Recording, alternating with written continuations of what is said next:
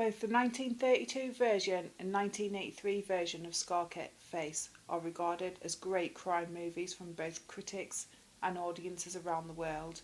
They share the same name but are two very different movies when it comes to tone and setting. Although much of the base story remains the same, the setting and characters seem totally different to people. The poor Muni Tony is a psychopath whose behaviour is unpredictable and you never know when he's going to lash out at someone. He is a little more restrained than Pacino, but there is no denying he is utterly insane. He has the overly protective obsession with his sister, which is a little creepier in the remake.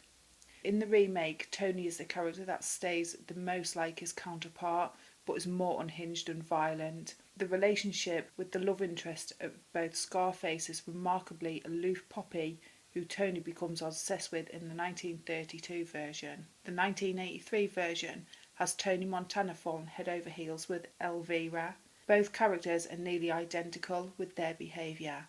Bored with the world and nothing really impresses them, they both come around to Tony due to his money, power and persistence. The original Scarface, filmed in 1930, was not released until 1932 because of censoring issues. The film was run in 1930 but quickly got pulled back and a lot of editing was done. They had to tone down the violence extensively and a subtitle was added to the film. It was now called Scarface, The Shame of a Nation. Also, something similar to a public service announcement was added to the beginning of the film. It read, "This picture is an indictment of gang rule in America and of the callous indifferences of the government to this constantly increasing menace of our safety and our liability." This was tacked onto the film in an attempt to support the public to take action to do something like write a letter to your congressman complaining about all of the gang violence and that it must be stopped. Another slide then appears and reads, "The government is your government. What are you going to do about it?" Obviously, this is meant to provoke the audience to take action against gang violence. The remake had some trouble with censorship as well. The 1983 version of Scarface was given an X rating when the director, Brian De Palma, first submitted the movie to the MPAA. He had to make a lot of cuts and resubmit the film 3 times to finally receive an R rating. Only after De Palma and his producer Martin Bregman arranged a hearing with the MPAA and brought in experts included real narcotics officers was the film granted the R rating. There are a few important lines that are used in both movies, almost word for word. One of the most classic lines that Tony says in both the original and the remake is when he is talking to his boss's girl, Elvira, in the 1983 film and Poppy in the 1932 film. It is when the girl asks Tony what he is going to do about Frank/Johnny because he is obviously attracted to her, but is friends and done business with him. When she asks him this, he says back to her in both movies, "I like Johnny/Frank, but I like you better." Another line used in both movies is after an attempt is made on Tony's life and he goes to his boss's office. The boss asks him what has happened because he is extremely dirty and bloody and his clothes are torn. In both movies, Tony's response is, "They wanted to spoil my new suit." Later on in this scene, Frank/Johnny begs Tony for his life after he knows that Tony has figured out that he was the one that ordered the attempt on Tony's life. In both films, Johnny has his friend kill the boss. Tony goes straight over to Poppy/Elvira's house and she asks him, "Where is Frank/Johnny?" His response in both movies is, "Where do you think?" In the original movie, Tony and Poppy leave to go to Florida for a month after Johnny has been killed.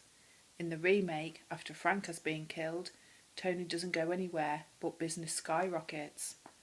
Another difference from the original to the remake is how Tony is finally killed. In the original, police surround his house because they are going to take him in for the murder of Gianno Ronaldo. In the remake, Tony is in his house when a Mexican gang is overrunning it. Tony is in his office and right after his sister shoots him in the leg, a man comes through Tony's window and shoots his sister down. Tony then kills that man. He goes out onto his balcony and one of his bodyguards tells him that he is under attack and to get back inside.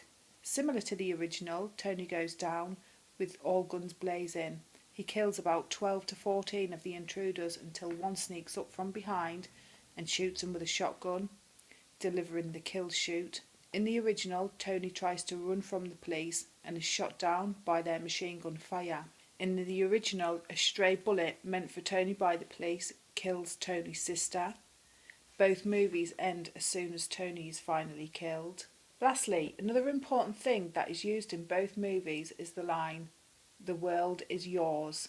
In the original, this saying is displayed lit up on a billboard visible from Tony's window. Tony says he looks out at that billboard all the time.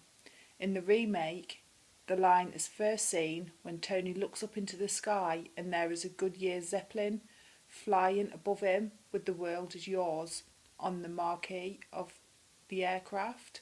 It is also seen in neon lights on a statue of Atlantis in Tony's house. In the end, both films are very different while keeping the same basic story. In both versions, Tony has an unhealthy obsession with his sister, kills his best friend, and gets gunned down either by police or a rival gang. Tony is an insane killer who deserves to die by the end of both movies, and in my personal case, I found myself wanting Tony to die in both movies.